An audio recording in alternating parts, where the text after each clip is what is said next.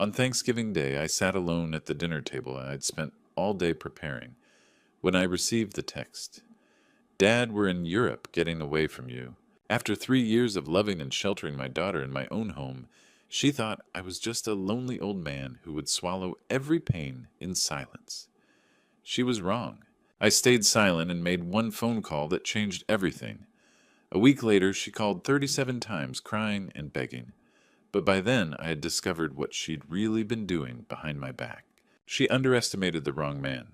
Before we continue, please tell us in the comments where you're watching this from and what time it is there right now. Have you ever experienced family betrayal during what should have been a special moment? The aroma of roasted turkey filled every corner of the house on Maple Street, mixing with the scent of Maria's famous cornbread stuffing that I'd spent 3 hours perfecting. My hands steady from years on the bench, as a judge now trembled slightly as I adjusted the centerpiece for the fourth time.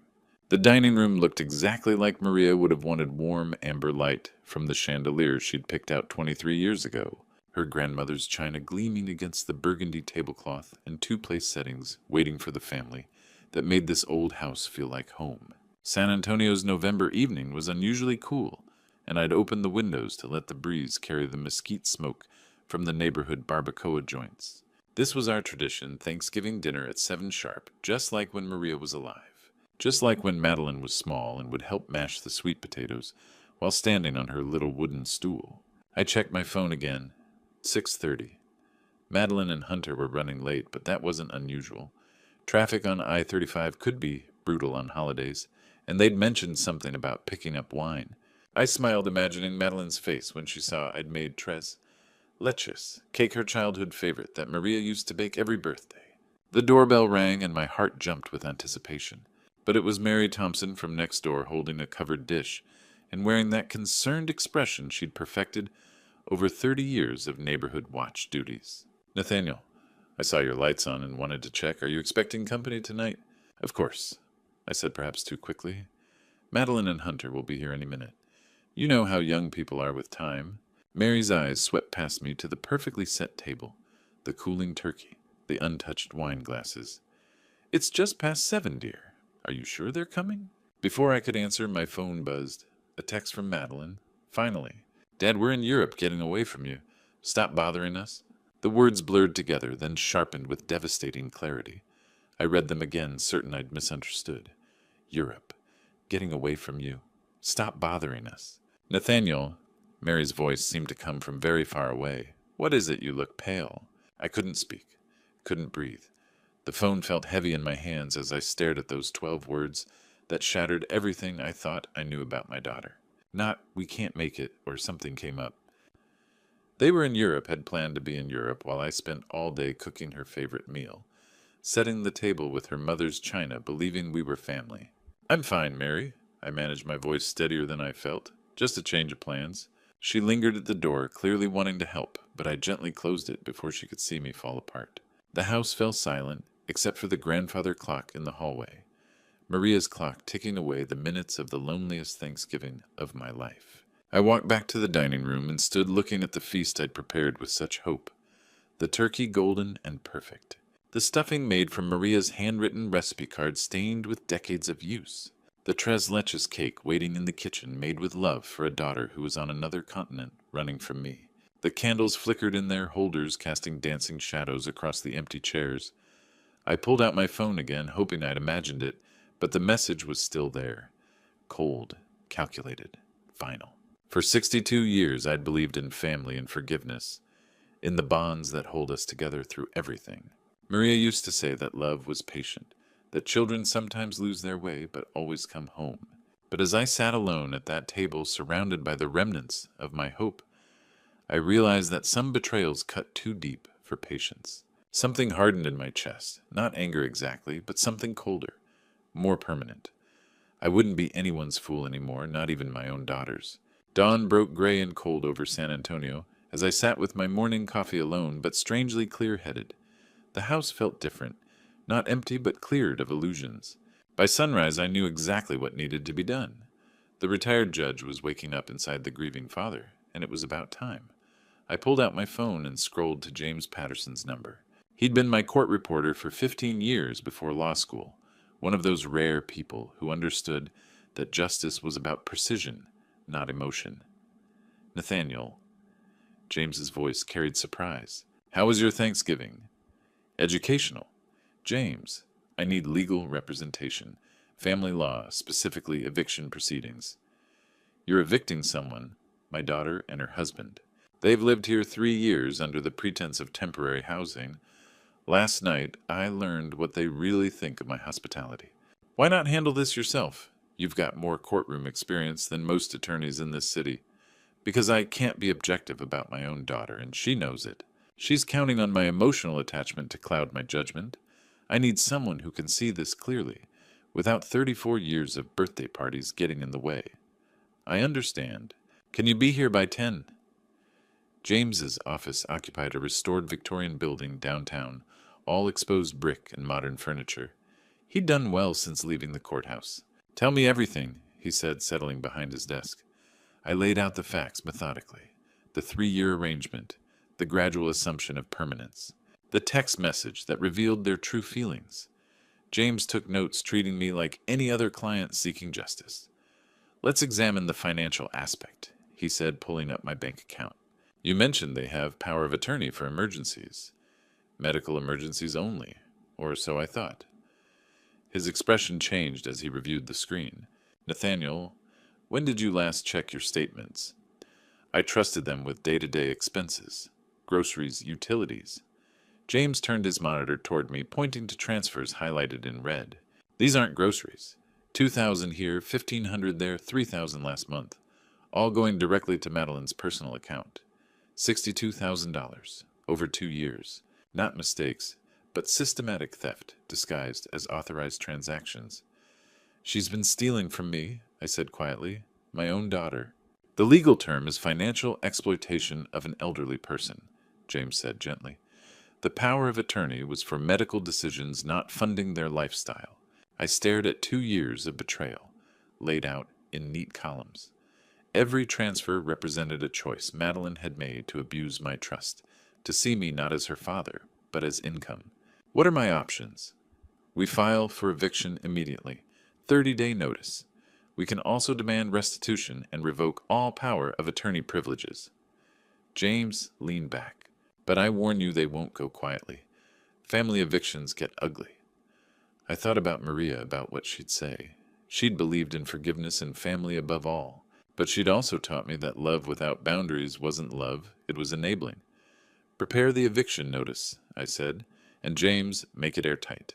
They're going to fight this, and when they do, I want to be ready. Leaving his office with financial records under my arm, I felt something I hadn't experienced in years, the satisfaction of taking control of my own life. The hurt remained, probably always would, but it was wrapped now in determination. Madeline had forgotten something important about her old man. I hadn't spent 30 years on the bench by being anyone's fool. Car doors slammed in my driveway Tuesday afternoon, cutting through the quiet like gunshots.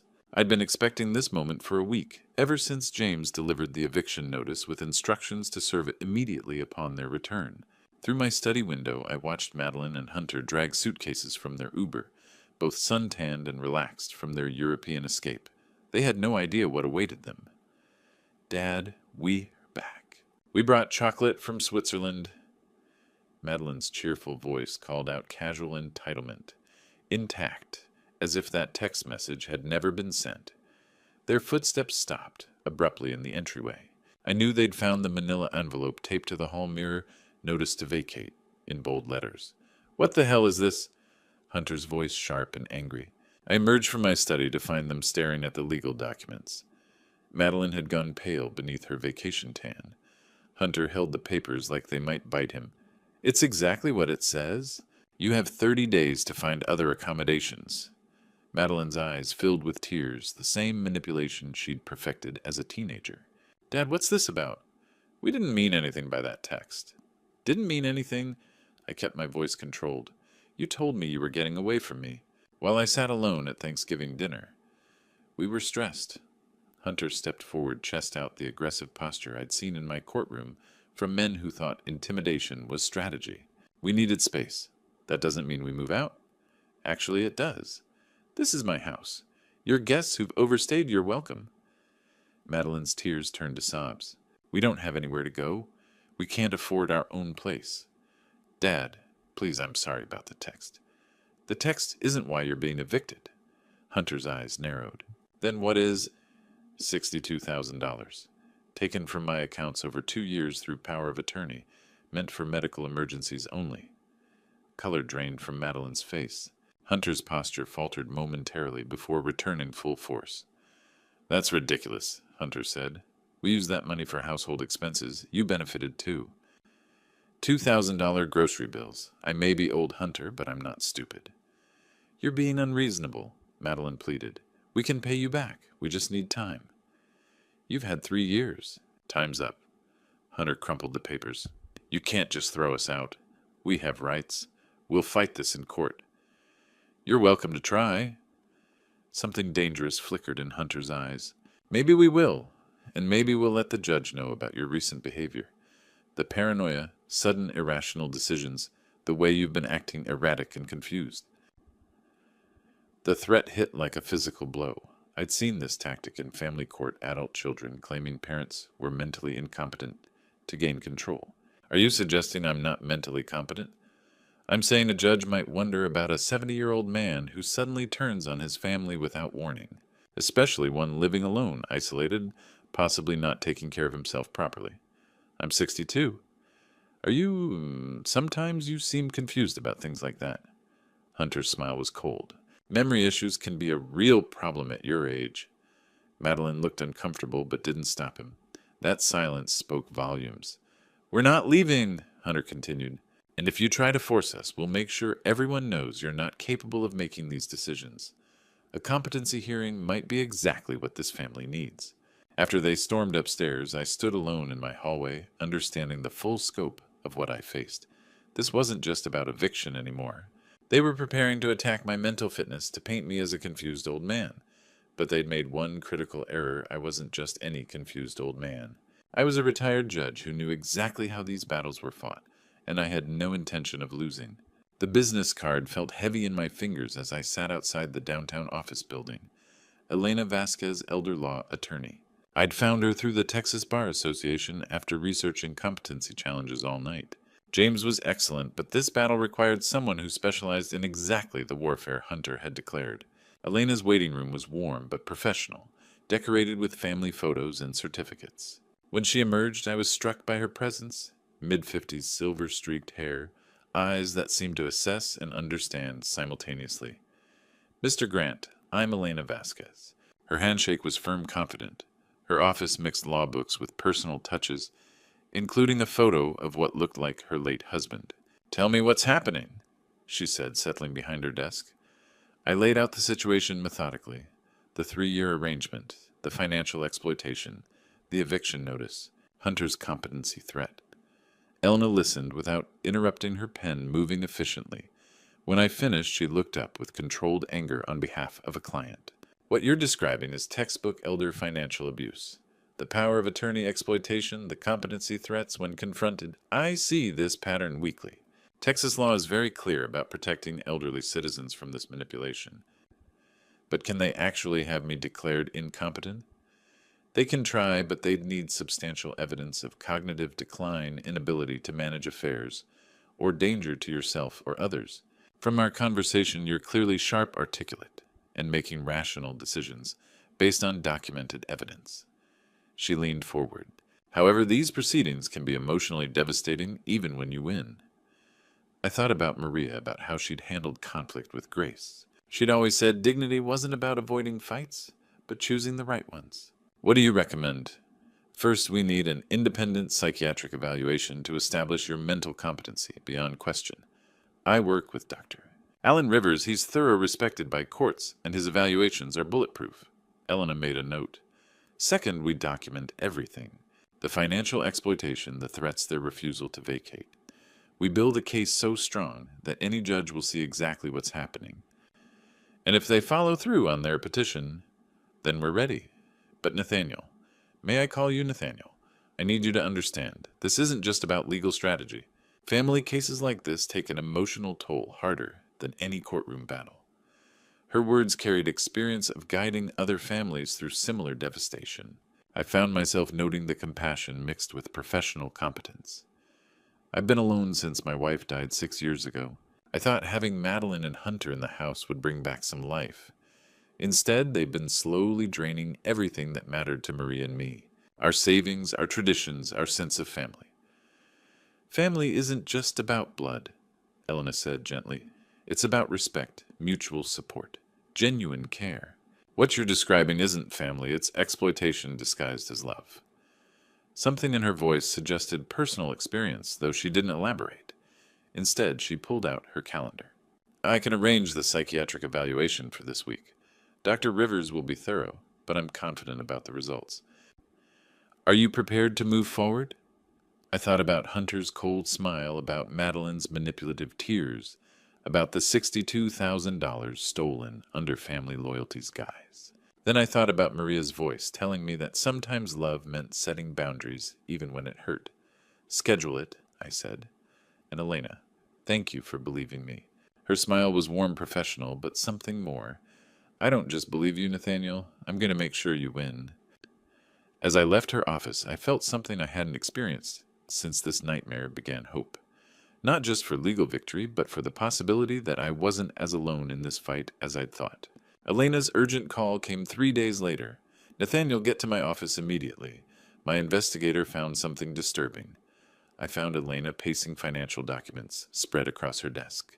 Investigator Carmen Rodriguez sat with her laptop open, looking grim. This will be difficult, Elena said gently. Carmen turned her screen toward me, showing Madeline's bank statements with highlighted entries. I noticed unusual payment patterns during background checks. Small amounts, but regular. She pointed to transactions. 200 here, 300 there, always on the 15th. All going to Dr. Marcus Webb, a psychiatrist. My stomach dropped. Neither Madeline nor Hunter mentioned seeing a psychiatrist. That raised red flags, Carmen said. 6 months of identical payments. Didn't look like therapy billing. Elena leaned forward grimly. So I tested something.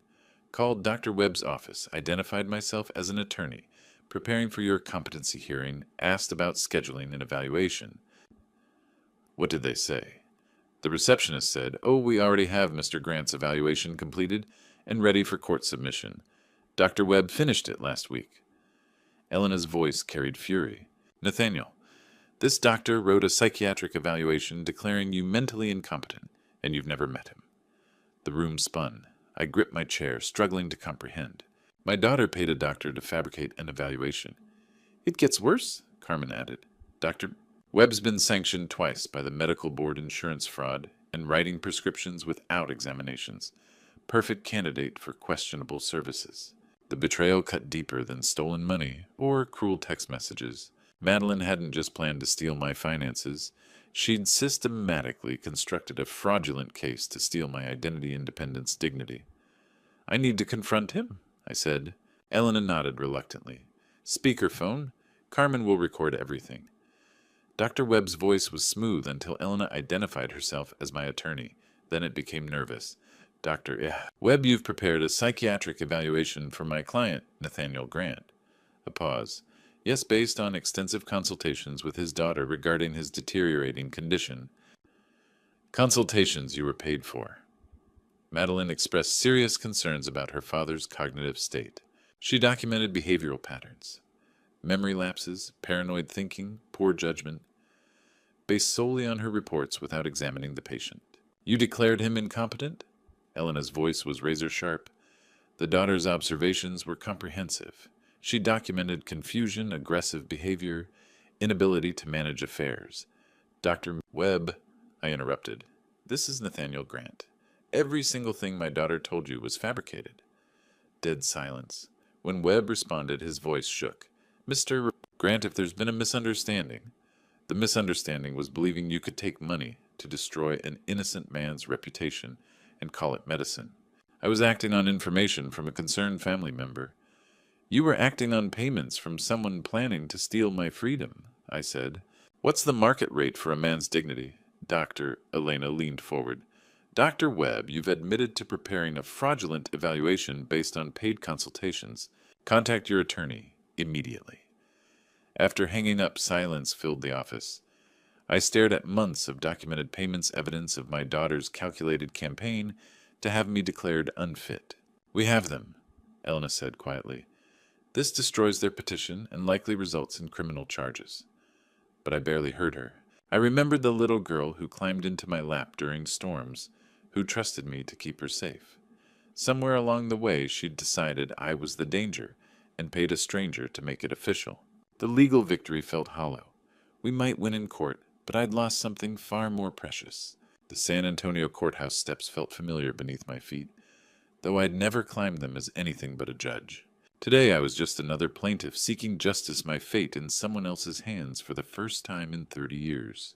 Elena met me at security, her briefcase heavy with evidence that would either vindicate me or destroy what remained of my family.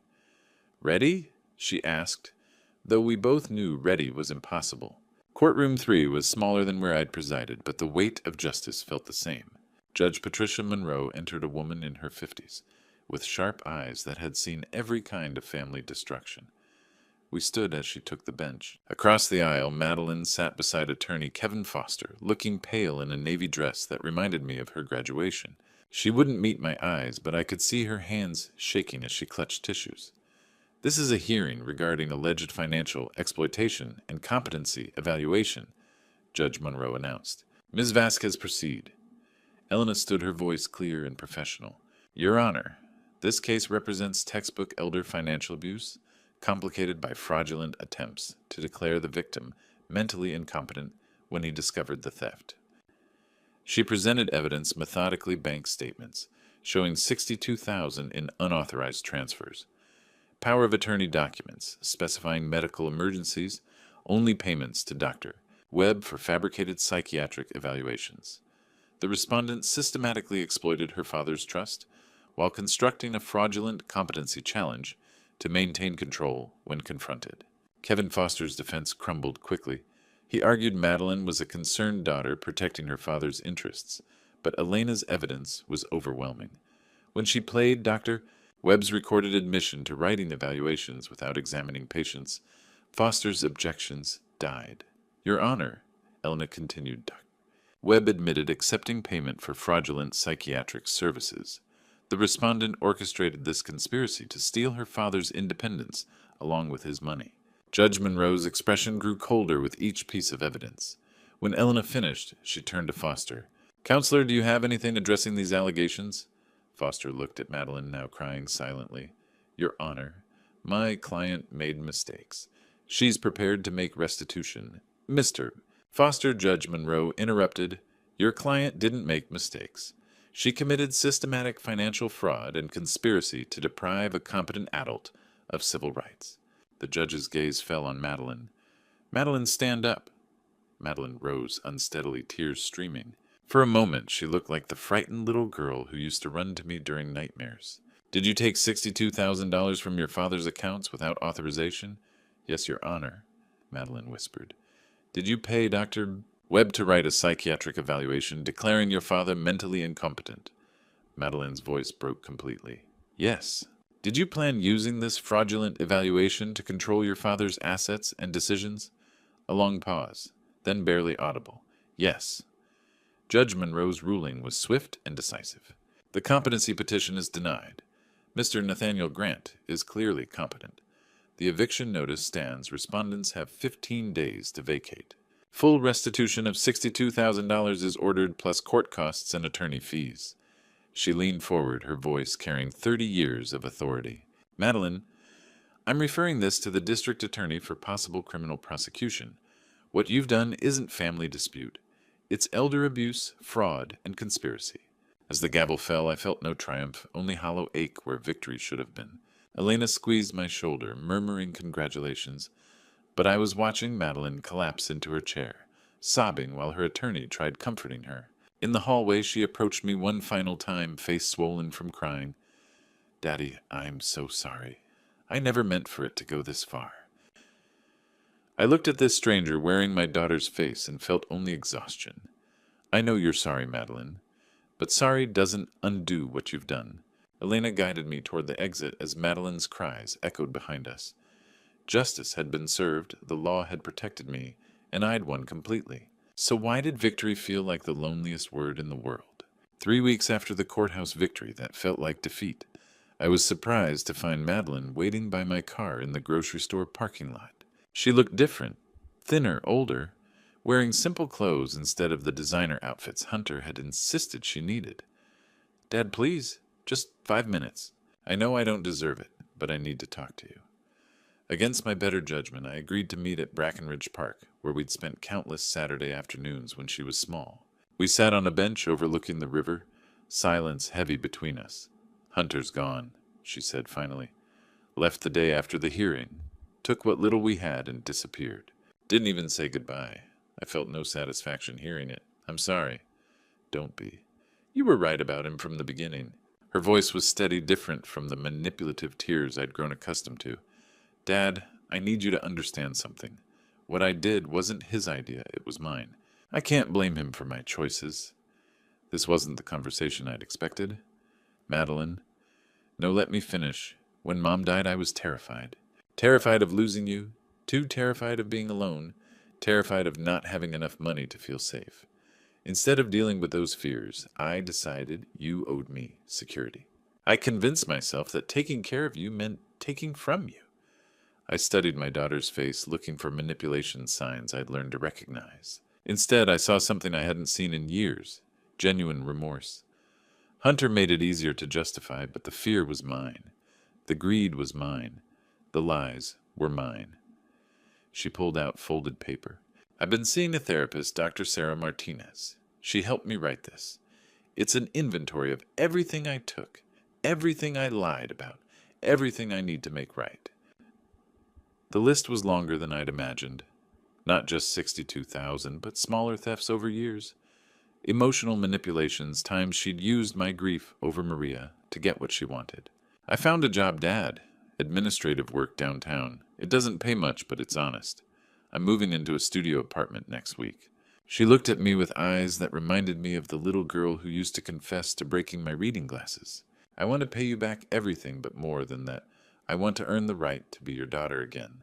I thought about Maria, about conversations we'd had when Madeline was difficult as a teenager. Maria always said love without boundaries wasn't love, it was enabling. But she also believed in second chances and genuine change's power. The therapy, how long have you been going? Since the hearing, 3 times weekly. Dr. Martinez specializes in people who've hurt their families. She says I have to learn to sit with my fears instead of making other people pay for them.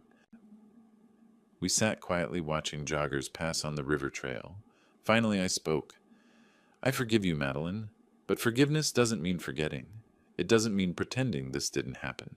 Tears flowed down her cheeks. Not calculated tears of before, but raw emotion of someone facing their own damage. I know. I don't expect to just move back in and pretend everything's fine. I want to rebuild our relationship the right way this time, as adults, with respect. That means boundaries, I said gently. No access to my finances, no power of attorney, no assuming you're entitled to anything just because you're my daughter. I understand, and Dad, I want you to be happy. Really happy. If that means I'm not part of your daily life anymore, I can accept that. For the first time in years, I heard my daughter speaking as an adult, taking responsibility for her actions and consequences. You'll always be my daughter, Madeline. But you're right, things have to be different now. Over following weeks, she kept her word. She moved into her small apartment, started making regular restitution payments, and continued therapy. When she called, it was to check my well-being, not ask for anything. Slowly, carefully, we began rebuilding. Not the old relationship based on my guilt and her manipulation, but something new based on mutual respect and clear boundaries. I realized something profound: I could love my daughter and protect myself simultaneously. Setting boundaries hadn't destroyed our relationship, it had saved it. Christmas morning arrived quiet and peaceful, a stark contrast to the chaos of Thanksgiving 2 months ago. I woke up in my own house, truly mine again, with plans that didn't revolve around other people's expectations or demands. Elena had offered to help with Christmas dinner, not as a romantic partner, but as the friend she'd become since the court case ended. Our relationship had evolved naturally from attorney-client to something warmer, though we were both taking things slowly. At our age, we'd learned the value of building solid foundations. I hope you don't mind the company. she'd said when she arrived with a homemade pie. "My son's in Oregon, and I wasn't looking forward to spending the day alone. I'm grateful for it," I replied honestly. "Last Christmas, I had a house full of people who didn't want to be here. This year, I have someone who actually chose to come." We worked together in the kitchen, our conversation easy and comfortable. Elena told me about her late husband's Christmas traditions, while I shared memories of Maria's elaborate holiday preparations. There was something healing about talking to someone who understood loss without trying to fix it. The doorbell rang at 3 o'clock. Madeline stood on my porch holding a small wrapped gift, looking nervous, but more confident than she had in years. "Hi, Dad. Merry Christmas. I hope it's okay that I stopped by." "Of course. Come meet Elena properly." The afternoon unfolded with careful grace. Madeline complimented the modest decorations I'd put up, asked Elena thoughtful questions about her work, and shared updates about her therapy and new job without being prompted. When she handed me an envelope with her monthly restitution payment plus a small Christmas bonus from her paycheck, I felt something I hadn't experienced in years: pride in my daughter. "I got promoted to senior administrative assistant," she said quietly. "It's not much, but it's honest work, and I'm good at it." "I'm proud of you," I said, meaning it completely. After Madeline left Elna, and I sat in the living room with coffee, the comfortable silence of two people who didn't need to fill every moment with conversation. "She's really changed," Elena observed. "We all have." I looked around my house, smaller now, without Hunter's gaming equipment cluttering the sunroom, without Madeline's belongings scattered through every room, but somehow more spacious. 6 months ago I thought I was losing my family. Now I realize I was finding myself. Elena smiled, that warm expression that had first made me see her as more than just my attorney. "What will you do with all this newfound freedom?" "I don't know yet. Maybe travel. Maybe learn something new." I paused, feeling brave. "Maybe see where this friendship of ours leads." Her smile widened. "I'd like that. We have time to figure it out." As evening approached and Elena prepared to leave, I reflected on how different this Christmas felt from that devastating Thanksgiving. I'd spent that holiday waiting for people who didn't want to be there. Today I'd shared my table with someone who chose to be here. Standing in my doorway, watching Elena's car pull away, I felt something I hadn't experienced in years: anticipation for tomorrow, for the slow, careful building of something new, for the possibility that at 62 the best chapters of my life might still be unwritten. The house was quiet again, but it wasn't the hollow silence of loneliness. It was the peaceful quiet of a man who'd learned the difference between being alone and being free. Madeline was learning to be my daughter instead of my dependent. Elena was becoming something precious that neither of us was ready to name yet. And I was finally learning that sometimes the greatest gift you can give yourself is the courage to start over. Looking back at my story, I realized this wasn't just about money or family betrayal. It was about learning to value myself. For years, I fought the wrong battles trying to buy love instead of demanding respect. This true story taught me that sometimes the people closest to us can become our greatest opponents in life's most important battles. Don't make the mistakes I made. Don't confuse enabling with loving. Don't assume that family loyalty means accepting abuse. I learned the hard way that boundaries aren't walls. They're bridges that show people how to love you properly. The most painful lesson from this true story: sometimes you have to lose the relationship you thought you had to discover, the relationship you actually deserve. When I finally stood up to Madeline and Hunter, I wasn't just fighting for my money. I was fighting for my dignity in the most crucial battle of my later years. At 62, I discovered something powerful: it's never too late to demand better. Whether you're sharing grandpa stories with your family or facing your own challenges, remember that love without respect is just manipulation with a prettier name. This true story isn't unique. Elder abuse happens in families everywhere. But here's what I want you to understand. You have the right to protect yourself, even from people you love. The hardest battle isn't always against strangers. Sometimes it's against the people who should be protecting you. Elena helped me see that asking for help isn't weakness, it's wisdom. These grandpa stories often end sadly, but mine didn't have to. Neither does yours. My final advice: trust your instincts, set your boundaries, fight your battles with dignity, and remember the people who truly love you will respect your limits, not test them. If this story touched your heart, please share it with someone who might need to hear it. Leave a comment about your own experiences with family boundaries. Your story could help someone else find their courage. And don't forget to subscribe for more grandpa stories that prove it's never too late to reclaim your life.